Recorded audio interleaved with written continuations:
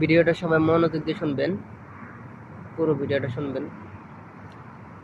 যারা কাজাখস্তানে আসার জন্য ভাবতেছেন তারা দ্রুত আসুন।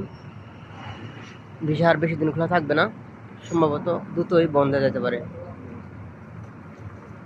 কারণ বাংলাদেশিদের একটা দেশে ভিসা দিলে, ভালো কোনো দেশে 1-2 বছর ভিসা দিলে পরে আর ভিসা দেয় না। তো এখানে শুনতেছি সম্ভবত বন্ধ যেতে পারে ভিসা। কোনো রকম একটা ভিসা খোলা আছে, এটা যদি বন্ধ হয়ে যায় তাহলে আর এদেশে আসার মতো আর কোনো ব্যবস্থা নাই। এখন যেহেতু ভিসা খোলা আছে, সব বয়সের মানুষই আসতে পারতেছে।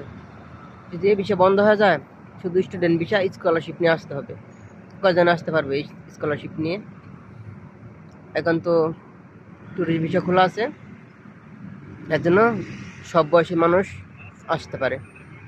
তো ওই সুযোগ যারা কাজে লাগাইতে না পারেন, তারা আশা করি আর পরবর্তীতে আসতে পারবেন কিনা এটা বলা যেতেছে না। কারণ ভিসা একবার বন্ধ হলে কয় দিনের জন্য, কয় বছরের জন্য যে বন্ধ হয়, এটার কোনো লিমিট নাই। এর জন্যই বলতেছি, যে সমস্ত ভাইয়েরা কাজাখস্তানে ভাবতেছেন আসবেন, চিন্তা ভাবনা আছে, তারা যে যার মাধ্যমে দ্রুত জমা দিয়ে আসেন। এই সুযোগ হাতছাড়া করলে আর আসতে পারবেন না। যদি ভিসা বন্ধ হয়ে যায়, 10 লক্ষ টাকা দিলেও তো ভিসা পাবেন না। একবার বন্ধ হলে তো আর এত তাড়াতাড়ি ভিসা খুলে না।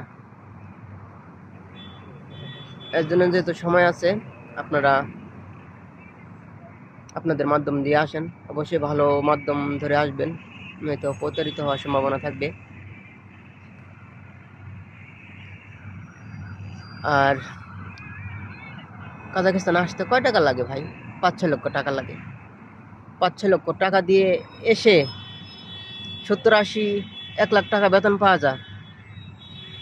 60,000, 70,000, 80,000, 90,000, 1 লক্ষ টাকা এর উপরে বেতন পাওয়া যায়।